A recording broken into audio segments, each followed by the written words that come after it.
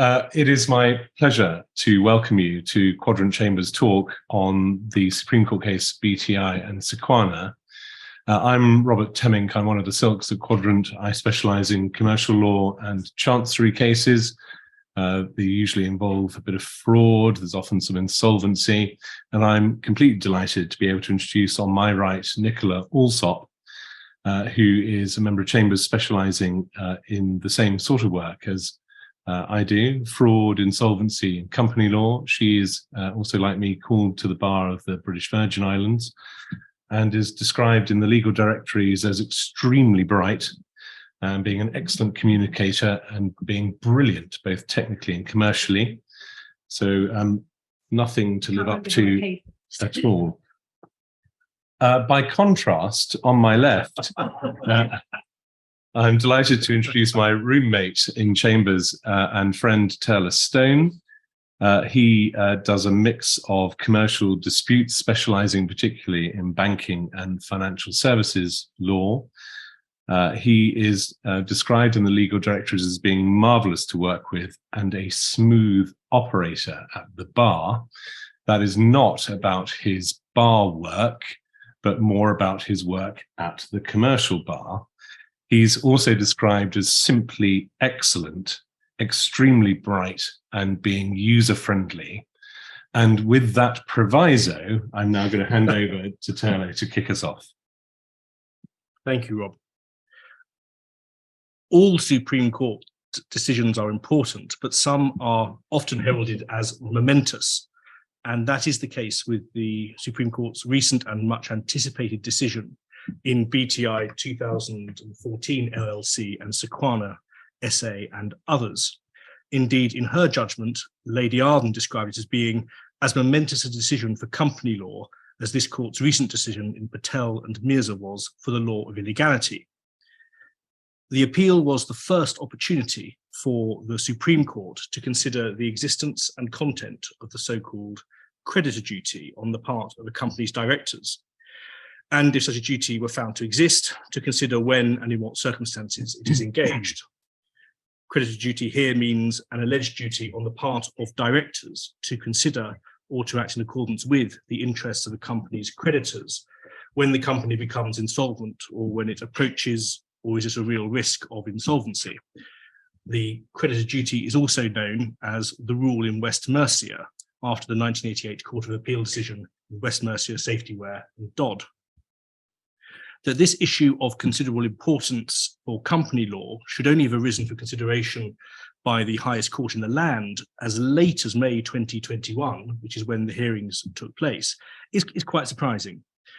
The conduct of directors in balancing or failing to balance the interests of shareholders and creditors in what might be described as the twilight zone before insolvency is sadly often the subject of judicial scrutiny following a company's subsequent administration or liquidation.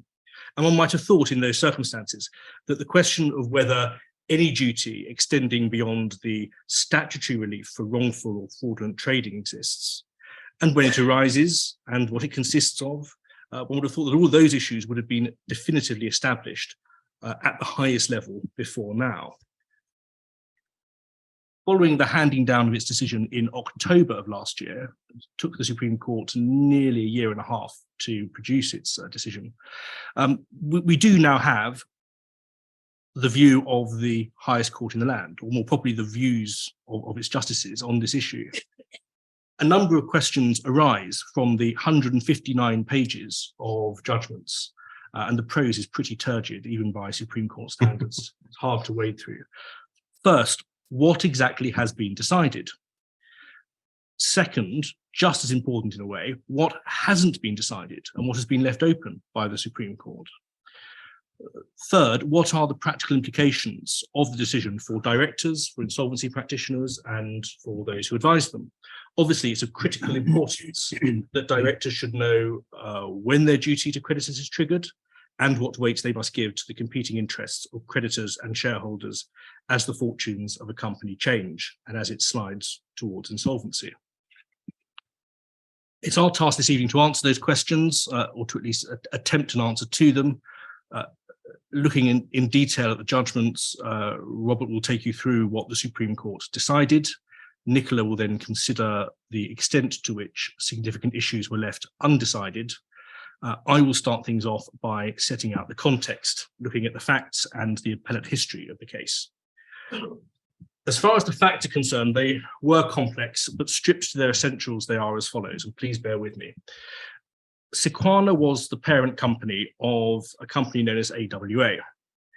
AWA was subject to extensive obligations to indemnify a third-party company in respect of liabilities arising from the pollution of the Lower Fox River in Wisconsin in the 1950s and 1960s. Given the uncertain amount of those liabilities, there was at all material times, for these purposes 2008, 2009, a real risk that AWA might become insolvent, although insolvency was never imminent or even probable. AWA had, shortly after its acquisition by SEQUANA in the year 2000, ceased to trade, and its only function was to deal with or to run off the Lower Fox River liability. By late 2008, AWA had three assets or classes of asset. First, an investment contract for $250 million to provide funds to pay for the Lower Fox River liability. Second, various insurance policies to a value of approximately $100 million. And finally, a 535 million euro intercompany claim against its parent, SEQUANA, what was known as the SEQUANA debt. At the same time, its only significant obligations were its contingent indemnity liabilities. As to those, the directors had in 2008 made a provision in the accounts in the amount of about 63 million euros. And that provision represented the difference between the amount recoverable under the investment contract and the director's best estimate of the contingent liabilities. For accounting purposes, the uncertain value of the insurance contracts meant that they weren't taken into account. To the extent that the SEQUANA debt exceeded the provision of 63 million euros odd, it represented a net asset in the accounts that was surplus to AWA's requirements. And that being the case, SEQUANA, as the parent, and the directors of AWA began to consider how they might reduce the SEQUANA debt and get that money into the parent company, effectively. AWA's directors concluded that the company had a sufficiency of distributable reserves to declare a dividend. And in December 2008, they declared that the sum of 443 million euros should be paid to SEQUANA by way of set-off against the intercompany loan, reducing the debt substantially to about 140 million euros. Importantly, the company, AWA that is, was solvent at that point on both a balance sheet and a cash flow basis, and that was found to be the case at first instance, a decision that wasn't challenged on any of the appeals. In May 2009, just 5 months after that first dividend, the December dividend, a further dividend was declared in anticipation of a sale of AWA to a management buyout team. This followed a reassessment by the board and by its accountants, PwC, of the company's contingent liabilities. And the result of that reassessment was that it was concluded that the proceeds of the investment contract, the $250 million were sufficient to cover the best estimate of the liabilities. And so there was no need to include a provision in the accounts. And at first instance, it was found that the director's decision to eliminate the provision was properly taken and that the relevant accounts had been properly prepared. And again, found that the company was solvent on both a balance sheet and a cash flow basis. As a result of the elimination of the provision, the company had distributable reserves of 137 million euros, and the directors resolved to pay a further dividend of 135 million euros to SEQUANA, again by way of set-off against the SEQUANA debt. Now, it turned out, perhaps unsurprisingly, that the costs of the Lower Fox River cleanup were substantially, massively higher than AWA's directors had anticipated. And in due course, when claims were made against the company under the indemnities, AWA went into insolvent administration in October 2018. And that's the factual background. Matters then proceeded to a litigation And at first instance, BTI, as the assignee of AW's claims, the company being in liquidation, sought to recover from SEQUANA and from its former directors the amounts of the December dividend and the May dividend. It did so on 3 grounds. First, it contended that the dividends were not lawfully paid in accordance with the provisions of Part 23 of the Companies Act, 2006. They were known as the could not pay claims. Second, BTI contended that the dividends were paid in breach of the duty on the directors of AWA to have regard to the interests of the creditors, the should not pay claims, as these were described. Third, in any event, it was argued that the payment of the dividends amounted to a transaction defrauding creditors under Section 423 of the Insolvency Act, 1986.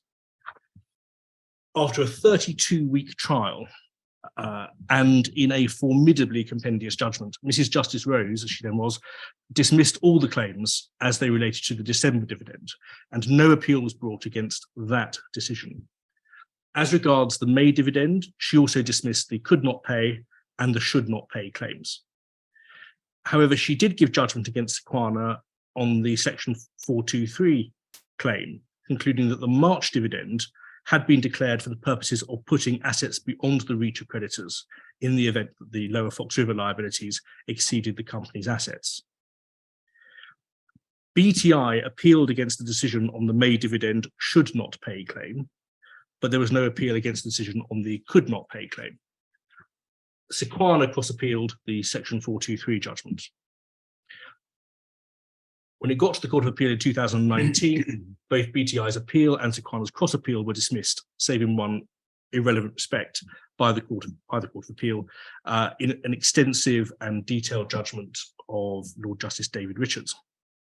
We're not concerned here with the cross-appeal, but it is necessary to look in some detail at the Court of Appeal's decision on directors' duties and the existence, scope, content of the creditor's duty. The Court of Appeal had little difficulty in identifying the existence of the creditor's duty, relying on West Mercia. And there was really little dispute between the parties as to the content of that duty, if and when it arose. The real battleground was when the duty actually arises or is triggered. Now, BTI's argument was that directors owe a duty arising under Section 1723 of the Companies Act 2006 to consider the interest of creditors in any case where there is a real as opposed to a remote risk of insolvency. SEQUANA's argument, by contrast, was that the duty was only engaged upon insolvency or imminent insolvency. After an extensive review of the authorities, both here and in common law jurisdictions, particularly Australia, Lord Justice David Richards noted that there are no English authorities supporting the contention that a duty to consider creditors' interests arises in situations short of actual insolvency. There's just a gap in the law. The law hasn't really turned its mind to that issue. He then identified, having effectively decided that that gap would have to be filled by the Court of Appeal, developing the common law in accordance with traditional principles. He identified 4 potential points at which the duty might be triggered. First, actual insolvency. Second, imminent insolvency. So phrases such as on the verge of insolvency or nearing or approaching insolvency. The third one was insolvency more likely than not, what judges sometimes describe as companies being of dubious solvency, or finally, a realistic prospect of insolvency, which was BTI's case. In other words, real as opposed to remote risk. The learned Lord Justice preferred the third of those tests, insolvency more likely than not. The first test, actual insolvency, was too narrow and restrictive in his view. Even if the issue had not really been fully argued before or decided before in first instance the appellate authorities, a number of judges of considerable experience had assumed that something less than actual insolvency could trigger the duty, and due weight should be given to that fact, he considered. As to the second test, imminent insolvency, that didn't find favour because it suggests a temporal test and implies a requirement that insolvency must not only be likely, but almost must be likely to occur soon. and that would not cover situations where, although the insolvency might not occur for some time, perhaps for quite a considerable time, it's nevertheless likely to occur, and decisions taken now might prejudice creditors when the likely final insolvency occurs. As far as the fourth test was concerned, real as opposed to a remote risk of insolvency, this was rejected on the basis that it seemed to go beyond the current state of the law in other jurisdictions, and it would not be appropriate for the courts, as opposed to Parliament, to introduce such a test as a development of the common law. Moreover, and perhaps more importantly, the Court of Appeal noted that a real as opposed to a remote risk can arise even though the company is not actually insolvent and may never become insolvent. And that's a much less demanding test than whether the company is likely to become insolvent, and would have potentially inimical consequences, both for the conduct of a company's business, but also for the personal liabilities of directors. So that left the third test, which the Lord Justice concluded, more by a process of elimination than anything else, one might say, was the correct one. In his view, the duty is engaged when the directors knew or should know that the company is or is likely to become insolvent, with likely in this context meaning probable. On that basis, the Court of Appeal accepted that a decision to pay an otherwise lawful dividend might, on the right facts, amount to a breach of duty. However, there was no breach of duty on the facts of the SEQUANA case, because AWA had not been insolvent and was not likely to become insolvent at the point when the May dividend was declared. The duty was simply not engaged, and that was really the end of the matter. David Richards expressly left open the question of whether, once the duty is engaged, creditor interests should be paramount or merely one factor to be considered by the directors. He did, in obiter observations, state that in his view, and after all, he's an extremely distinguished insolvency judge, it was hard to see how creditor interests could be anything other than paramount, once the directors knew or ought to have known that the company was presently and actually insolvent, or might go to insolvency very soon. But he left that for another day because it didn't arise on the facts of this case. BTI then appealed to the Supreme Court, and in argument, BTI argued that the Court of Appeal had erred in holding that the applicable test was insolvency more likely than not. And it reiterated its argument that a real risk of insolvency was sufficient to trigger the creditor's duty.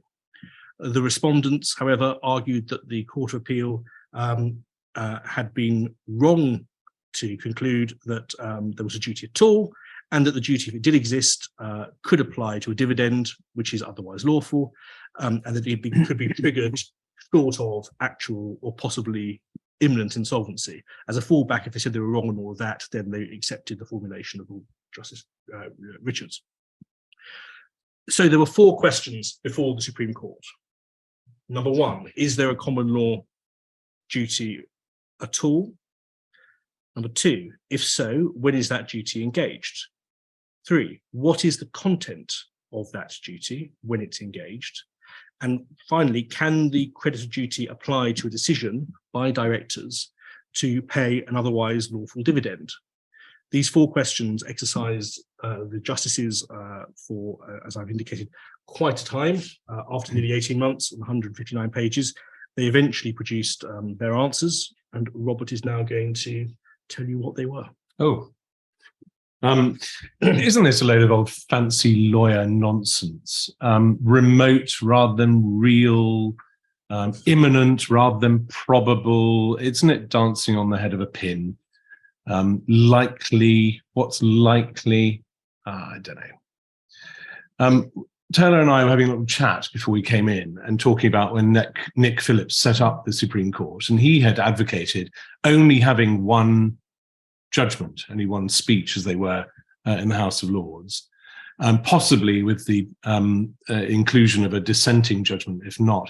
Instead, what we get in this case in the Supreme Court is 159 pages of Supreme Court judicial assistants writing out everything they've ever known about insolvency, Lady Arden revisiting everything she had wanted to say in her previous life working in insolvency committees. And I'm not really sure that we've got any of the answers that we really need. However, I'm going to try and answer them, and then Nicola's going to do the hard bit about looking at what is still to be decided and how this gets applied in real life. So look, for almost 3 years after David Richards' judgment in the Court of Appeal, legal advisors told their company and their director clients that creditors' interests are engaged when it's likely, meaning when it's probable, that a company will become insolvent. So, spoiler alert, look away now if you don't want to know what the Supreme Court decided. A majority in the Supreme Court has confirmed that directors do have a duty to consider the interests of creditors when the directors know or ought to know that the company is insolvent, or, just to make life a little exciting, bordering on insolvency. Another little term that we can try and unpack. There's a fact-sensitive balancing exercise to undertake depending on the degree of financial distress, which will affect how directors weigh up the competing interests of shareholders on the one hand and creditors on the other, insofar as those two groups are different. They're obviously different legally. Where the creditors' interests are engaged and are different to those of the shareholders, if liquidation is inevitable, there's another qualifying word, creditors' interests are paramount. Great, thanks for the clarity. Let's try and unpick it a little. So as Turlough's indicated, there were 4 issues. Is there a duty to creditors at all? That's the first one.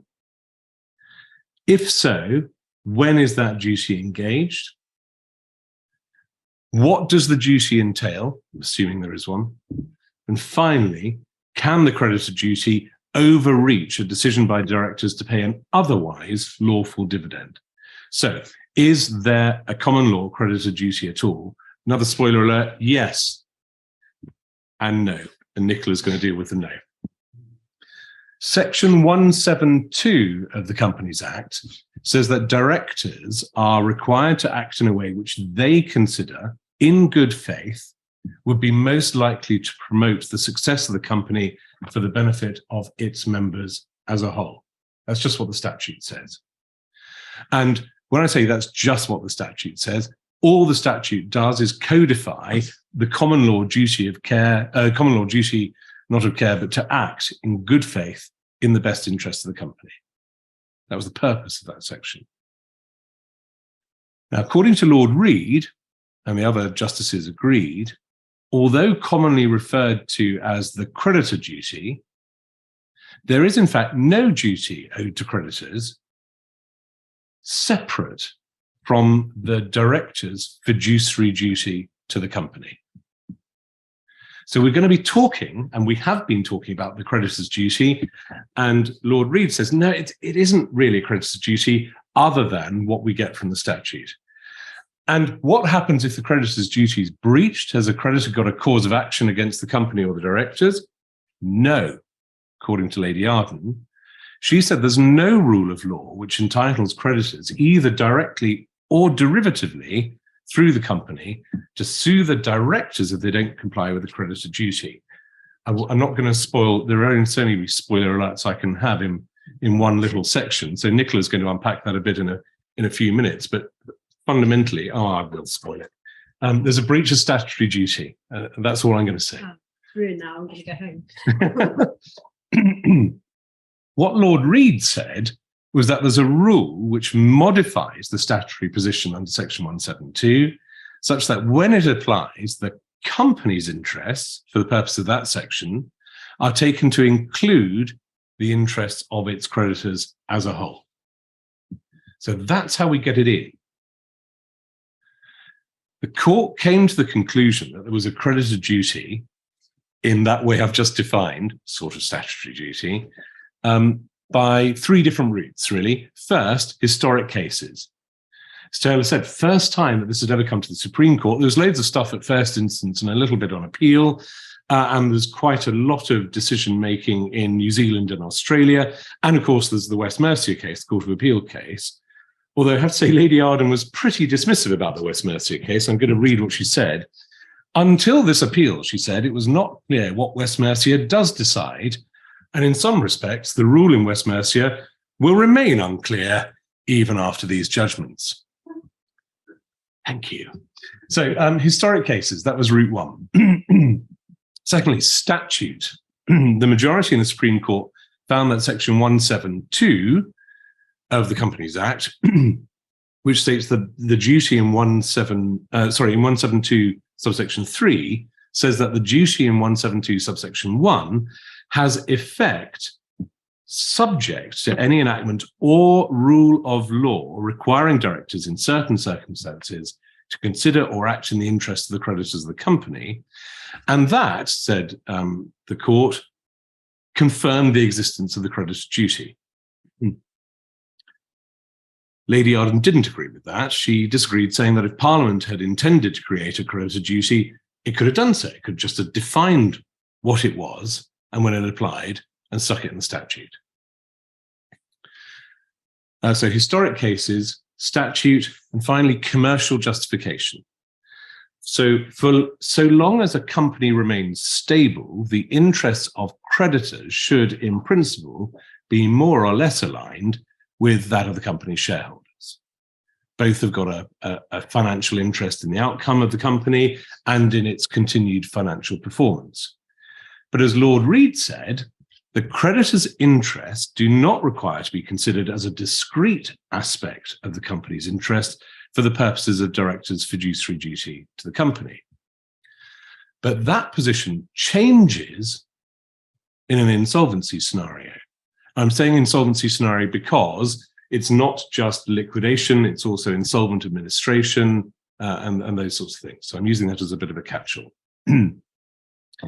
In an insolvency scenario, the company's creditors as a whole become persons with a distinct interest in the company's affairs because they're dependent on the company's residual assets, or I suppose a turnaround in the company's fortunes or a repayment, effectively.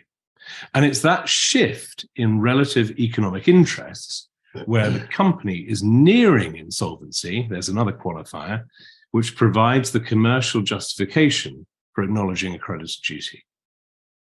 So answer to the first question, is there a creditor duty? Yes and no. Let's assume there is one. When is it engaged? That's the second question. The majority held that the creditor duty is engaged where the directors know or ought to know that the company is insolvent or bordering on insolvency, or that an insolvent liquidation or administration is probable. So insolvency, bordering, or probable. And although Lord Reid and Lady Arden agreed with the majority's characterization of the relevant threshold, they were prepared to leave open the question of whether knowledge on the part of the directors is an essential element of the test.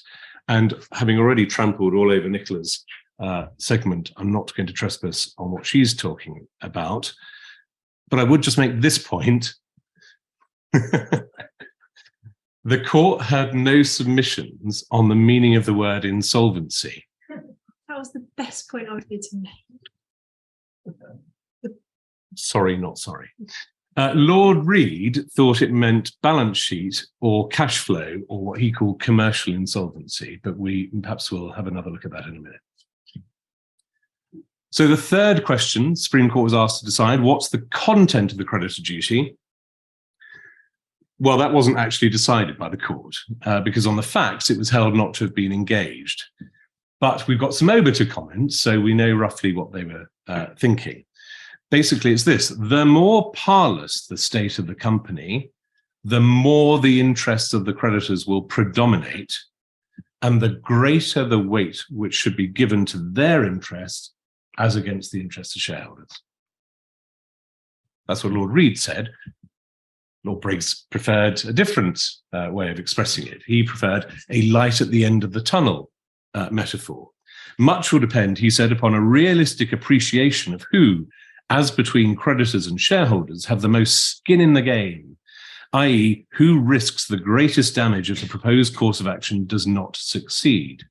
Much will depend upon the brightness or otherwise of the light at the end of the tunnel, that is, upon what the directors reasonably regard as the degree of likelihood that a proposed course of action will lead the company away from threatened insolvency or back out of actual insolvency. And Lord Briggs gave quite a helpful example to illustrate why creditors' interest shouldn't be treated as paramount at any earlier moment in time. He said, why should the directors of a startup company, which is paying its debts as they fall due, but is balance sheet insolvent by a small margin, abandon the pursuit of the success of the company for the benefit of its shareholders? Why should the directors, faced with what they believe to be a temporary cash flow shortage as a result of an unexpected event, can we think of any recent unexpected events that have materially affected companies' insolvency? He'd could, the present pandemic, as it then was. Why should those directors give up the pursuit of the long-term success of a fundamentally viable balance sheet solvent business for the continuing benefit of shareholders? And doesn't that just make common sense, even in the Supreme Court? But the position changes where the company becomes irretrievably insolvent. There's another lovely qualifier. Didn't define what insolvency was, haven't really defined what irretrievable means. But in that case, the creditors' interests do become paramount as the shareholders cease to retain any valuable interest in the company. According to Lord Briggs, that happens at the same point that Section 214 of the Insolvency Act, which is the wrongful trading section, becomes engaged. And Lady Arden offers a bit of guidance for directors. She says directors should always have access to reasonably reliable information about the company's financial position. The message which this judgment sends out is that directors should stay informed. The company must maintain up-to-date accounting information itself that may instruct others to do that on its behalf. Directors can and should require the communication to them of warnings if the cash reserves or asset base of the company have been eroded, so that creditors may or will not get paid when due. Will not help to resign if they remain shadow directors. In addition, directors can these days, without much difficulty, undertake appropriate training about their responsibilities and about the penalties if they disregard them. In other words, here's an obiter message: take note of what your company is up to. So that brings us to the fourth question. Can the creditor duty apply to a decision by directors to pay an otherwise lawful dividend? Again, the Supreme Court didn't have to decide that because the creditor duty was found not to have been engaged on the facts of this case. But another spoiler alert, on an obiter basis, yes, a creditor duty can apply to a decision by directors otherwise to pay a lawful dividend.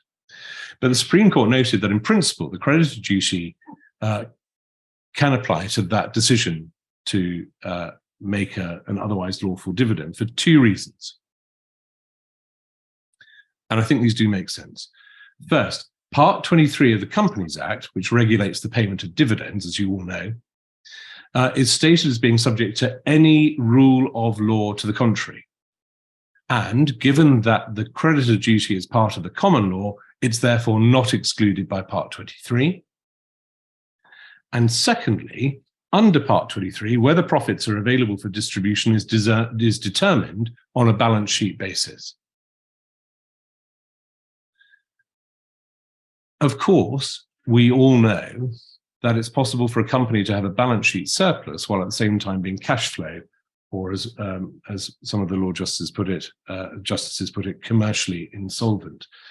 Lord Briggs dealt with it this way. He said, it can't be the case that directors of a company already unable to pay its debts as they fall due could distribute a dividend or do so if the consequence of the payment was to bring about cash flow insolvency.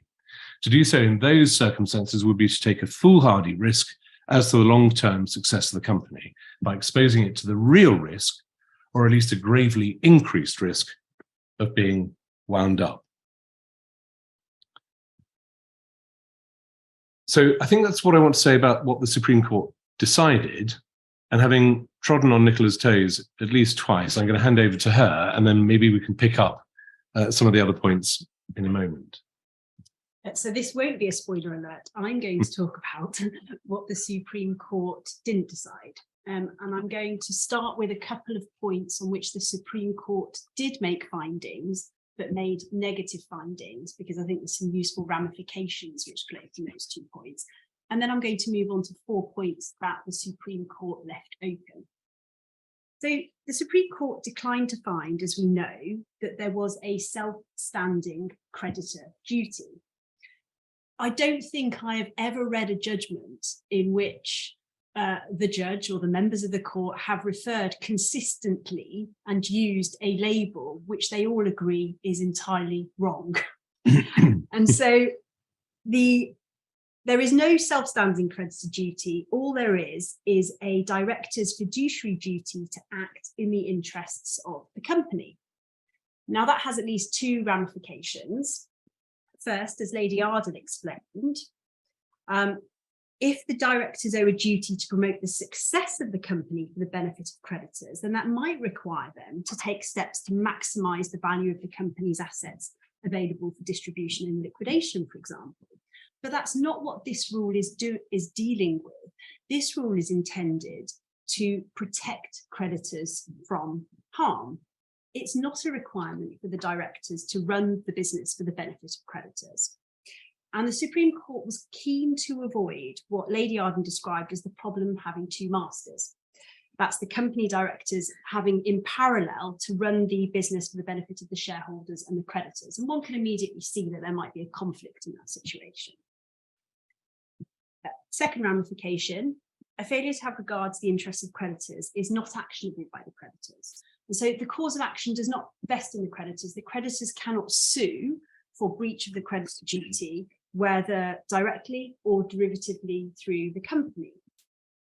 Also, as explained by Lady Arden, this means that they cannot recover any losses for any breach of the creditor duty. The damages are for the company, not the creditors who are harmed by the breach. And so if a company goes into liquidation, the proceedings to enforce that cause of action, they vest in the liquidator. And any loss recovered by the liquidator will form part of the general assets of the company to be distributed amongst all the creditors of the company, not limited to those creditors who may have suffered direct harm or been creditors at the time of the breach of the creditor duty. The second negative finding, the Supreme Court declined to hold that the duty to have regard to the creditor's interests was engaged where there was only a risk of insolvency. We know that was the argument that was run before the Supreme Court, and we know that that was rejected. That should be of some comfort for directors. I was going to suggest that it was a triumph of certainty, but having listened to Rob, I'm not sure that's the case. Although I think a finding that the creditor duty was engaged where there was only a risk would have immediately raised more questions than the position we're in now. I mean, what level of risk? Does a small risk suffice? What time frame? Would a risk of insolvency in the next year be sufficient? The next 5 years? I mean, at least based on the test that Supreme Court have now finalised and the finding in SEQUANA itself, it does seem that it will be harder to find a breach of duty, and that should come as some comfort to directors. So now moving on to what's been left open by the Supreme Court, and I'm just going to highlight 4 areas. The first is the point about the requisite knowledge on the part of directors. So Lord Briggs said that his preferred formulation was one in which imminent insolvency, an insolvency which directors knew or ought to have known was just around the corner and going to happen, or the probability of an insolvency or administration about which the directors knew or ought to know were sufficient triggers to engage the creditor duty. And Lord Kitchen and Lord Hodge appeared to agree with him. However, Lord Reid was less certain as to whether or not it was essential at all for the directors to know or ought to know that the company was insolvent or bordering on insolvency. And he was quite quick to point out that, in fact, directors are under a duty to inform themselves as to the fortune of the company. And the rule in West Mercia should incentivise directors to keep the solvency of the company under careful review. That was certainly a point that was reinforced by Lady Arden. Rob's read out part of her judgment where she poses a little bit of a warning or a heads up that company directors really need to be aware of the financial fortunes and the shifting fortunes of their companies. But Lady Arden, like Lord Reed, preferred to leave the question of knowledge open for full submissions. And so we don't know if the creditor duty is going to be engaged if the directors don't know about the imminent insolvency.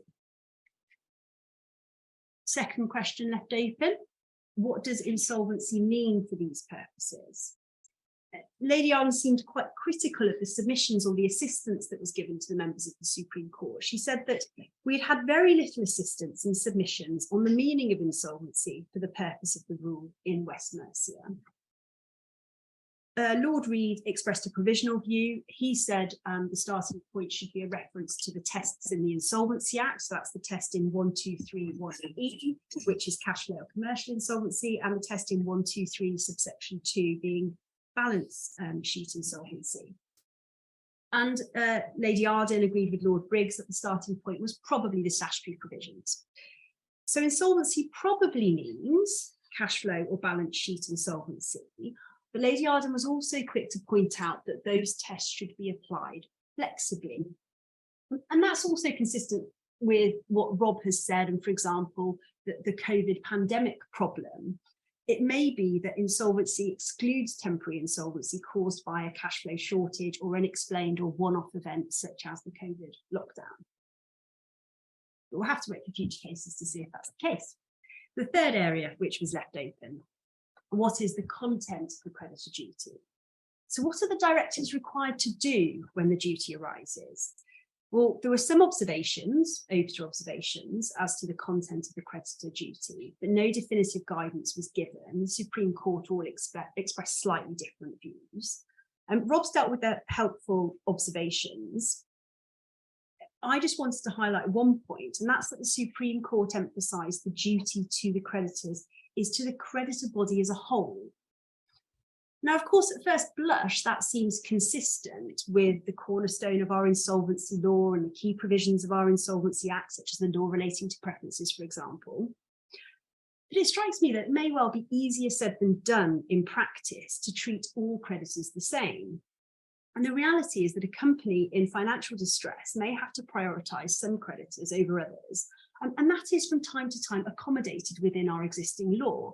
So when we go off and apply on behalf of a distressed company for a validation order, for example, the court will sometimes allow a company that appears to be insolvent to pay off some creditors, maybe not technically in preference, to pay off some creditors at the expense of other creditors, if such payments keep the company going in the short term and ensure it's some short-term profitability. Now, how is that consistent with a creditor duty that requires the directors to act in favour of the creditors as a whole? I mean, can you ever act in favour of all creditors as a whole when those creditors are likely to have competing bodies within those creditors may well have competing interests? And then finally, the fourth question, which was left open, that was the nature of the specific relationship between directors and fiduciary duties. And so the specific relationship between what we're calling the creditor duty and the various statutory provisions in the Insolvency Act, such as 214, wrongful trading, and 239, preferences. So how does this creditor duty dovetail or coexist alongside these statutory provisions? All the Supreme Court had to do was decide whether or not the existence of a creditor duty was compatible or incompatible with those statutory provisions. And as I say, in particular, the ones on which they heard argument were 214 wrongful trading and 239 preferences. And the Supreme Court found that there was no such incompatibility. That's fine as far as it goes. But we don't yet now know how the relationship between those provisions, that duty and those statutory provisions, is going to play out. So that's going to be for future cases. So those are the 4 points that the Supreme Court left open. There were probably others. Like I say, when I first read SEQUANA, I thought, well, I prefer the test that the Supreme Court have given us to the Court of Appeal test. It seems to promote certainty, but there are certainly an awful lot of questions left open. I'm going to ask Turlough, because Rob, I think we know what you think. Is the decision in SEQUANA to be welcomed, Turlough? To a degree, yes. The original Court of Appeal decision was welcomed for providing some much needed clarity in this field. And that is the case here up to a point. I don't dissent from many of Rob's criticisms of the judgment. I mean, if nothing else, directors, I think, can now be in no doubt as to the existence of the duty to consider creditors' interests, even if that's not a freestanding duty. They now know that it is a key component of their fiduciary duties to have regard to creditors' interests in certain circumstances. And there is a steer from the Supreme Court as to when the duty is triggered. It's different from that of the Court of Appeal. In some ways, I think it's woollier. Again, just to remind you, the decision of Justice David Richards was the duties engaged when the directors knew or should have known that the company is always likely to become insolvent, with likely in this context meaning probable. That's fairly easy to police in a way. You then had the decision, the majority decision described by Lord Briggs as engaged when the directors know or ought to know that the company is insolvent or bordering on insolvency, or that insolvent liquidation or administration is probable. And it's that putting back in the bordering on insolvency just seems to introduce a degree of uncertainty the more one thinks about it. So sort of superficially, it looks like there's more clarity, but I wonder whether in fact it's made things a little less clear. But certainly the move from the Richards formulation to the Briggs formulation is going to require a bit of mental recalibration on the part of directors and their advisors. I think it's also helpful in that, albeit in over to comments, some steer has been given as to the content. I mean, yes, there are some quite unhelpful comments about sliding scales and so on and so forth, but at least we've now been told that if an insolvency is inevitable, probable, likely, then the creditor's interests are paramount. That's been made clear. I think on a more on sort of a higher level of a principle, I do think it's welcome that the Supreme Court has slapped down the argument that the duty is engaged when there's only a risk of insolvency. That would have left directors of limited liability companies very exposed, because it would extend their personal liability to a much earlier period in time, potentially. And that could, as David Richards pointed out in his judgment, and Lord Briggs noted this as well, Rob has referred you to some of the references, that would have potentially very stifling effect on the running of businesses and would be inimical to the promotion of business and commerce, which ultimately is the goal of company law. I think finally, the other thing I'd say is that I do welcome Lady Arden's emphasis on the fact that the breach of the duty is not actionable by individual creditors directly or indirectly, but only by the company acting through its administrators or liquidators. And that's again, that I think is from the perspective of the insolvent company and its former directors. That's again nice and clear, potentially quite useful, and also hopefully fairer, possibly. So, Rob, what should directors and those advising directors be doing to comply with the non-creditor duty? Well, let me first be clear. I am never critical of the Supreme Court or any Supreme Court justice or their judgments or the things that they say in lectures. I think they are wonderful people, and I look forward to seeing them shortly. So what should we do about advising directors and complying with their duties? Well, look, first of all, I think you can put the fear of God in directors and go and lecture to them about how it's really important they take professional advice. You can tell them that it's really important that they monitor a company's fortunes and what the company's up to. And of course, we all know that responsible directors should be doing that in any event. I think, to be fair, you should advise them to engage appropriate advisors, and possibly at a slightly earlier stage than they might have done pre-SEQUANA. And then I suppose at least it's your insurance policies rather than their personal liability that's at risk. But let's not panic them. The Supreme Court hasn't protected creditors by extending directors' personal liability to an earlier point in time where there's a mere risk of insolvency. But these are judgment calls, and they're quite difficult where there's a sliding scale, depending on how the finances of a company are looking and whether there's balance sheet or cash flow in potential insolvency, and whether it's thought to be short-term or long-term and remediable, whether it can be improved or whether it's hopeless. As Lady Arden said, the progress to insolvency often just isn't linear, and best laid plans can fail, and directors have always faced potential personal liability in those circumstances. But that risk, I think, of personal liability appears to be no greater following the Supreme Court's judgment than it was before, and that's probably a good thing for the reasons the Turlough has just explained. It allows directors to run their companies, taking appropriate and justifiable risks without always looking over their shoulders in case a plan goes wrong and a creditor seeks recompense for the risk of having engaged in business. But we've been talking actually for quite a long time. We're very happy to have a discussion if anybody's got any questions. I mean, preferably about BTI and SEQUANA, but we'll do our best if you want to go further afield. Yes, you put your hand up at the back first. It feels to me that, on balance, the SEQUANA ruling is a helpful thing in a way that it, as you said, indicates no duty to the creditor.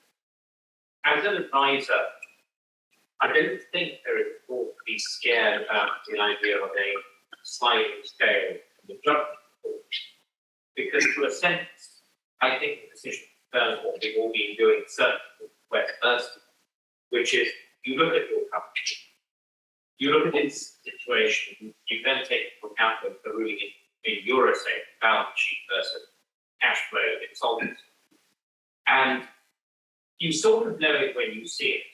But the sense I get is that provided as group director you engage advice, you minute your decisions, you're seen to act on them. And from an advisor's perspective, provided you minute your advice and you set out the assumptions you're making, so long as those look reasonable, in fact, you are not going to run a personal risk, and the directors should not do so.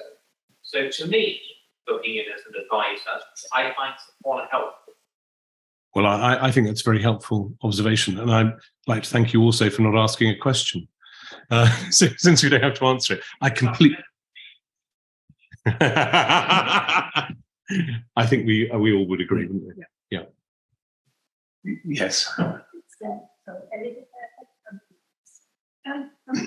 ask at which stage do the actions of the directors amount to fraudulent trading? You know, it's the one provision of the Insolvency Act I didn't print out. We're going to give you a lawyer's answer. It depends.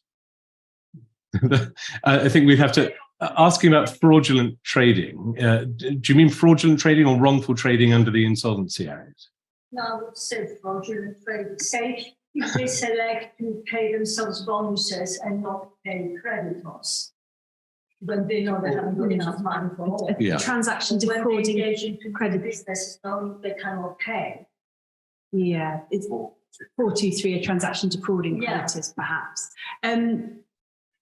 Transaction defrauding creditors is is rarely used because of the additional hurdle that you have to overcome to prove fraud. And so in my experience, all the cases which would otherwise have been a transaction defrauding creditors have in fact been a preference or a transaction with an undervalue, which is much easier to prove because you don't have the additional fraud element.